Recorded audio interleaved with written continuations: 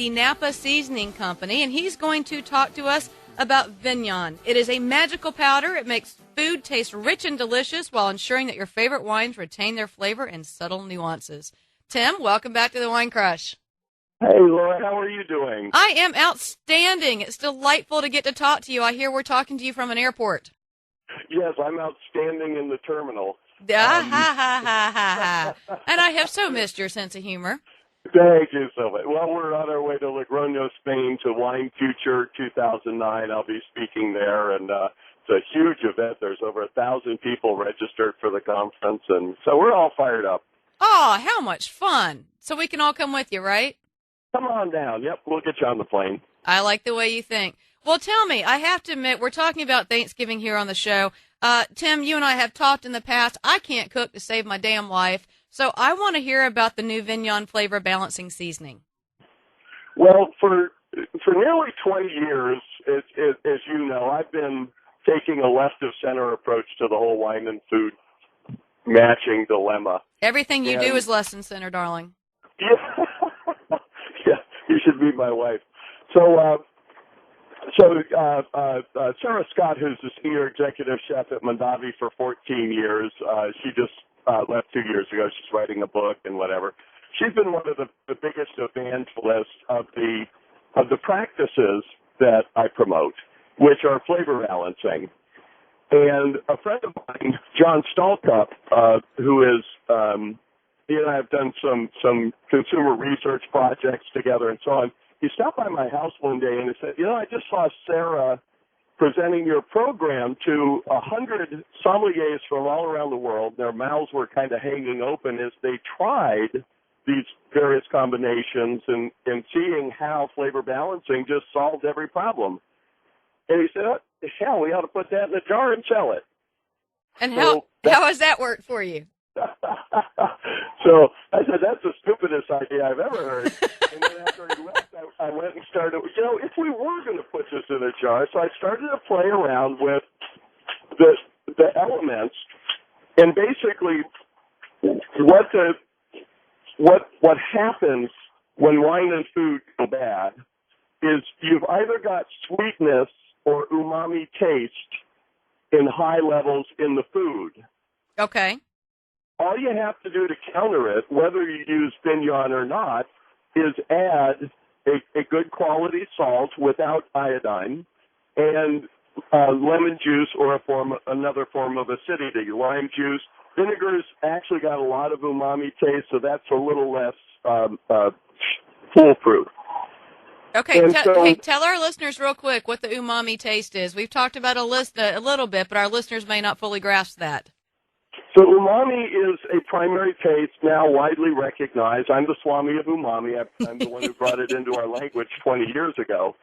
And if you can imagine the taste of a raw mushroom, and then when you cook it with no seasoning or anything, just throw it in the microwave for 30 seconds, when you taste it, there's something else there that's very satisfying and delicious, and that's umami.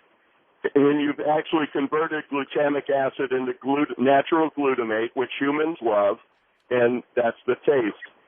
Foods that are really high in it range from soy sauce, Parmesan cheese, asparagus, virtually all really yummy forms of seafoods, meats, vegetables.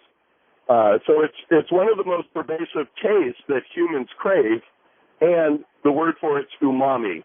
Synonyms are savory, but savory doesn't really apply to a lot of really yummy things, and yummy probably comes from umami.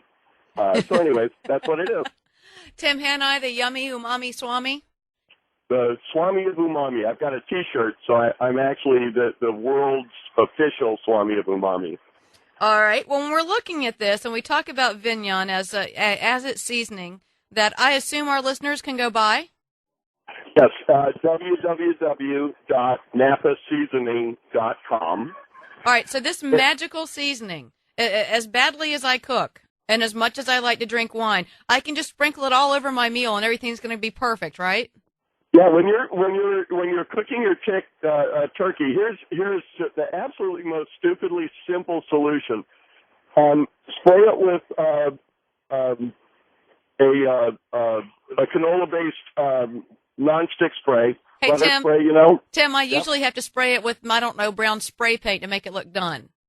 There you go. Oh. Actually, we're going to do it with the butter stuff, and then you're going to season it with Vignon. And Vignon's sea salt, shiitake mushrooms, Parmesan cheese, soy sauce, lemon juice, onions, tomatoes, carrots, garlic, ginger. So it's half sea salt and then 20 micro ingredients, and it's simultaneously going to salt it, make it like way yummy, and then provide the essential acidity in the spray-dried lemon juice and ascorbic acid to serve whatever wine you love. Forget all this crap. Just drink what you love. And if you're going to open a special bottle, it will be absolutely perfect with your turkey. Put it in your potatoes.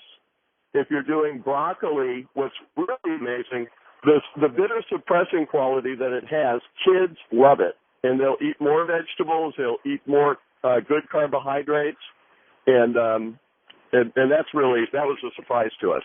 Hey, Tim, I'm sure all wine people have asked you this question. Does it help wine and asparagus? Yes. And that's actually when we got the little tag, the magical seasoning.